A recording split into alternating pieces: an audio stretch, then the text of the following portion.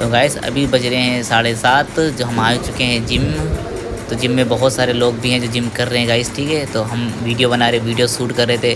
सोचते भाई, तो अपने जिम के ऊपर सबसे टॉप के ऊपर मैं 3 फ्लोर के ऊपर, ठीक है। इस तो नीचे का आपको दिखाऊंगा अभी इसके बाद के सामने देखो इतने सारे लोग भी हैं, सारे डंबल फैले हुए हैं। यहाँ पे भाई पानी की बोतल रख रहे हैं और यहाँ पे चेस्ट की मशीन है, जो आज हम चेस्ट की वर्कआउट मारी है इसने, ठीक है। तो उसके बाद हम दिखाएंगे बाहर का कुछ।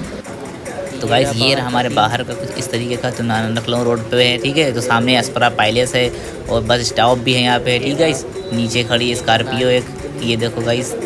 तो अब इधर चलते हैं।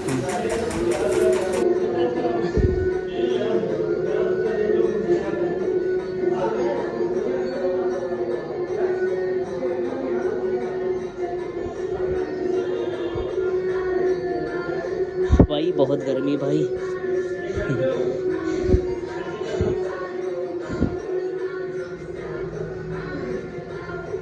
और ये हम लाइक करी वीडियो को, ठीक है गाइस।